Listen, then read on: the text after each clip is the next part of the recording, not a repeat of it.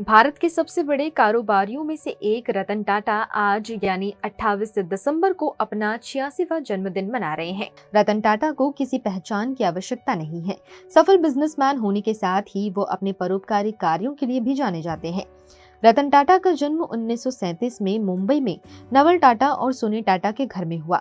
जब रतन टाटा केवल 10 साल के थे, उनके माता पिता अलग हो गए थे, जिसके बाद उनकी परवरिश उनकी दादी नवाजबाई टाटा ने की थी। रतन टाटा की शुरुआती पढ़ाई मुंबई से हुई है। इसके बाद उन्होंने शिमला के बिशप कॉटन स्कूल और न्यूयॉर्क के रिवरडेल कंट्री स्कूल से साल 1955 में डिप्लोमा किया है। रतन टाटा के निजी जीवन की बात करें तो उन्होंने कभी शादी नहीं की। एक इंटरव्यू में उन्होंने बताया था कि 1962 के दौरान अमेरिका के लॉस एंजलिस में उन्हें एक लड़की से प्यार हो गया था और वो शादी करने वाले थे, लेकिन भारत चीन वॉर के कारण लड़की के माता पिता ने लड़की को भारत आने नहीं दिया। इसके बाद रतन टाटा भारत आ गए और इसके बाद उन्होंने कभी भी शादी न करने का फैसला कर लिया। अब अगर उनके करियर की बात करें तो टाटा ग्रुप की मशहूर कंपनी टाटा स्टील के साथ रतन टाटा ने साल 1961 में अपने करियर की शुरुआत की थी। इसके बाद बिजनेस मैनेजमेंट की पढ़ाई के लिए वो साल 1975 में हार्वर्ड बिजनेस स्कूल चले गए थे। उन्होंने Cornell university college of architecture से भी डिग्री हासिल की है। वित्तीय लिहाज से भारत के लिए साल 1991 बहुत अहम रहा। देश में उदारीकरण और निजीकरण की नीति अपनाने के बाद रतन टाटा टाटा ग्रुप के अध्यक्ष बन गए थे।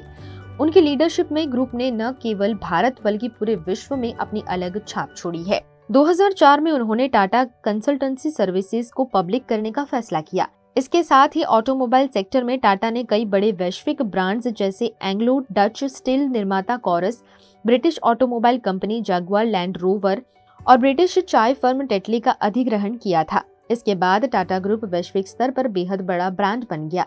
साल 2009 में आम लोगों के कार के सपनों को पूरा करने के लिए टाटा ने अपनी लाख टकिया कार यानी नैनो को लॉन्च करने का फैसला किया।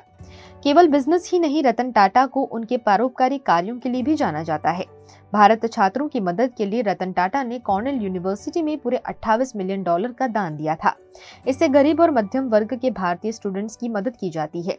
इसके साथ ही हार्वर्ड बिजनेस स्कूल ने छात्रों की मदद के लिए $50 मिलियन दान किए थे। इसके अलावा आईआईटी बॉम्बे में रिसर्च को बढ़ावा देने के लिए उन्होंने 2014 में 95 करोड़ रुपए की राशि दान दी थी। इसके साथ ही वह हर साल अपनी कमाई का एक बड़ा हिस्सा परोपकारी कार्यों में खर्च करते हैं। रतन टाटा एक्स यानी ट्विटर पर सबसे ज्यादा फॉलो किए जाने वाले भारतीय उद्योगपतियों में से एक हैं। उनके एक्स पर 12 मिलियन से अधिक फॉलोअर्स हैं। मीडिया रिपोर्ट्स के मुताबिक उनकी नेटवर्थ 3,800 करोड़ रुपए से अधिक है। यदि आपको ये वीडियो पसंद आया हो तो इसे लाइक, शेयर, कमेंट जरूर करिएगा। हमारे YouTube चैनल को सब्सक्राइब कीजिएगा और साथ ही साथ हमें इंस्टाग्राम, फेसबुक और ट्विटर पर भी जरूर फॉलो करिएगा।